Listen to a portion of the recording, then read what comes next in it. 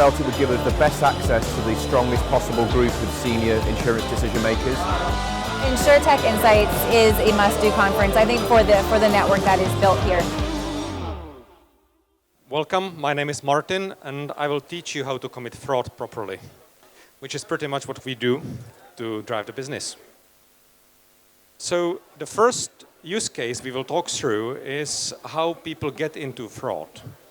Because someone was traveling internationally during COVID, and this was their claim. We obviously changed all the documents, but effectively a air ticket, a hotel bill, and a positive COVID test.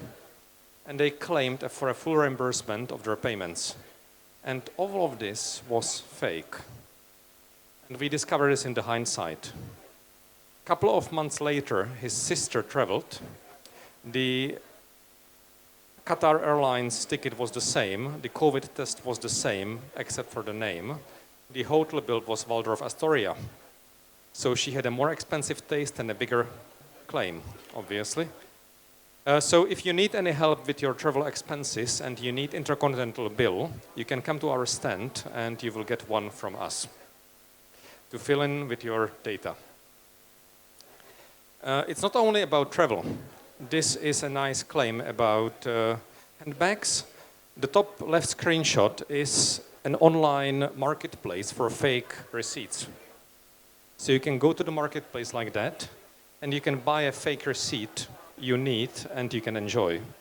This is what it looks like in our tool, where we see the discovery and we see the changes to that receipt. So we discover this as a fake and we stop the claim. This is a typical case. So many of the invoices you will see being processed, and you can go again to our booth and test this yourself, have been changed. From electronics through medical, veterinary, travel, all of the other things. And this still has been manual. These were things done by the criminals themselves.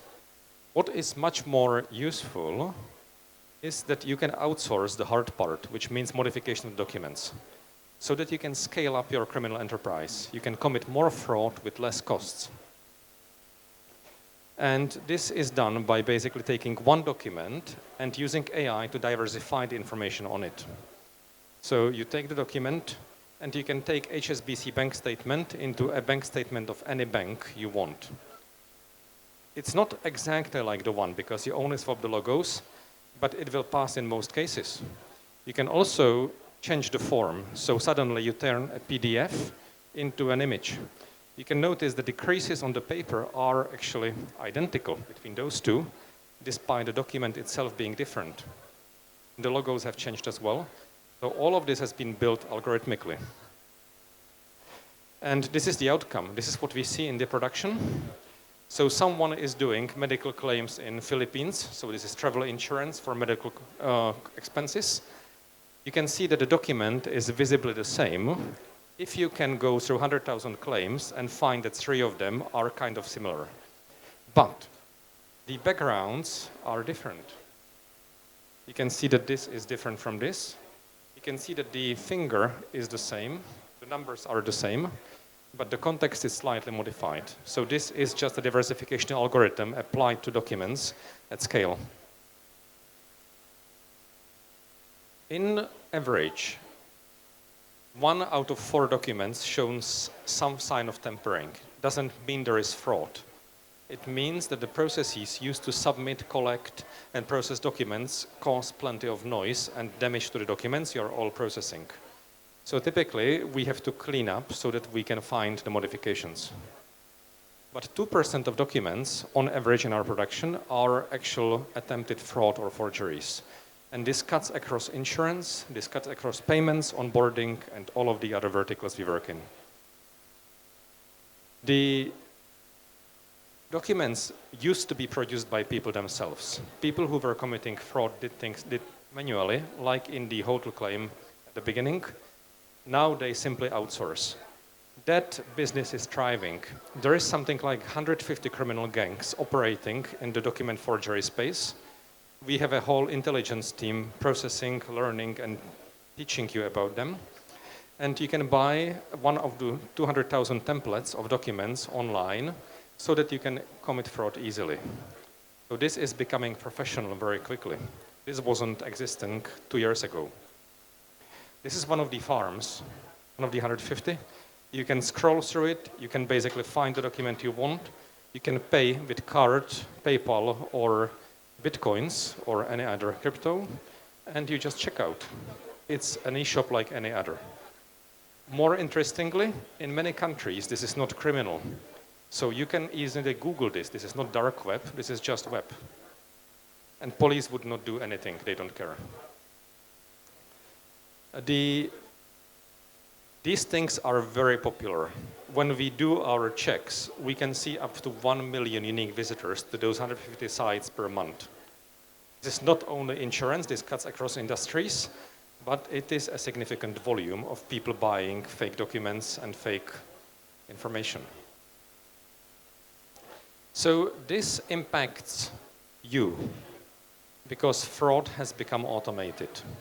And if we foresee the future a little bit, we can actually expect that in the future, many of the claims you will be paying out will be fully automated frauds committed with stolen identities on the policies taken in someone else's name. And this is going to quickly become a pretty big challenge for the insurance industry. So this is what the document looks like and how it's created. So this is the inside of the factory like that. You have the elements you cannot do with the Gen AI. So these are done by specific algorithms designed to generate these. Then you can swap the logos and you can basically automate different elements so that you can pick from the menu.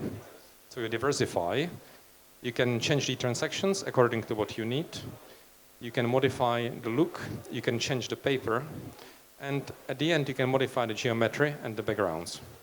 So all of this can be automated and is automated. And all of this is kind of unique and we keep catching these. This is the template farm, how it looks in practice, because you don't have to do the hard work of submitting the claim yourself. Because many insurance applications and websites are kind of hard to use.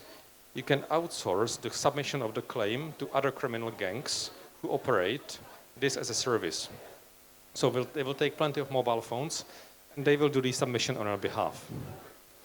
And also, this is getting automated. So instead of having people click the phones physically in your submission form, you can actually use AI to click virtual phones on your computer, submitting fake documents after having taken insurance with someone's stolen identity and submitting the claim. So this is the future of insurance. This is the future of the world where most of the insurance taken will be in someone else's name without that person knowing. It will be based on claims submitted in the name of people who never knew that they had insurance, who never knew they owned that car, potentially, and who never knew that they were in an accident. And if you come and find them and ask for the money back, they will have no knowledge because it's all virtual and it's all created algorithmically. So this is our future, and that's what we are combating. This is already happening in the production. So these are screenshots from a production system running in India, and this is a healthcare use case. And we can see, or you can see, all of the different claims documents that are linked to each other. So these were all generated algorithmically. These ones were generated algorithmically. These Röntgen images are actually claiming to be two different people, but it's the same injury. And this is a pretty large organized gang that was basically sucking money out of the insurance company for at least months, because we don't have more data. And this is already something that's reality, it's already scalable, and it's already on the market. The only defense is the ability to discover this in a very smooth and cheap way. Because if you say that I can discover this by looking at the screens, and I have very smart people who can discover this by looking at the images of documents, it doesn't work in the future. Because those people would be overwhelmed because people cannot match the AI in volumes, because you can commit more fraud than you can manually catch. So you need to step up the game. You need to position AI against the AI so that you are one level above the criminals, which is pretty much what we do as a company. So up to this point, we have discovered some and verified something like 100 million documents. Actually, this is obsolete number already. We reduced the number of manual reviews typically by 10. So you only analyze 10% of documents, and it's taking less than 20 seconds to verify, on average less than 10. And it's a very simple API to use, deployed globally, and we are able to analyze documents from something like 180 countries on the planet. We have lost count at this point. So very happy to answer any questions, very happy to give you demos, and very happy to interact and learn about your experiences about this. Thank you.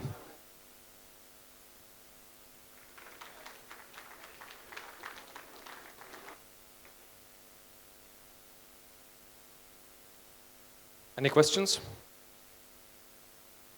If yes, I'm available in our booth, which is 10 meters in that direction. Thank you.